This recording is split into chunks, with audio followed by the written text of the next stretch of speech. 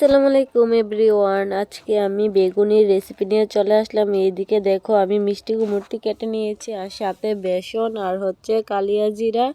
তো এখন আমি মিষ্টি কুমড়টি বেসন দিয়ে ভালো করে ভেজে নেব। তো এইদিকে বেসন দিয়ে এক এক করে আমি এখন মিষ্টি কুমড়টি কড়াইয়ের মধ্যে দিয়ে দিয়েছি গরম তেলের মধ্যে। তো এদিকে দেখো কত সুন্দর করে ভাজা হচ্ছে। তো এদিকে ভাজা হয়ে গেছে, এখন আমি নামিয়ে নেব বাচ্চাটি। তো এই যে দেখো লাল লাল কত সুন্দর হয়েছে, আর আমি ছাঁকনি দিয়ে ছেঁকে নিয়েছি। আর এইদিকে মিষ্টি কুমড়টি বেসন লাগিয়ে আবারও তেলের মধ্যে ছেড়ে দিলাম। তো এদিকে দেখো বেগুনি হয়ে গেছে, কত সুন্দর লাগছে আর খুবই মচমচে হয়েছে বেগুনিটি। আমি বারবার হাত দিয়ে দেখছি, খুবই মচমচে। তো এইদিকে দেখো আমি খেয়ে নিলাম আর খুবই কিন্তু ভালো লেগেছে। বাড়িতে বেগুনি কিন্তু এইভাবে বানা যায়, তো আমিও আজকে বানিয়ে ফেললাম। তো আজকের মতো টাটা, সবাই ভালো থাকবে, সুস্থ থাকবে, আল্লাহ হাফেজ।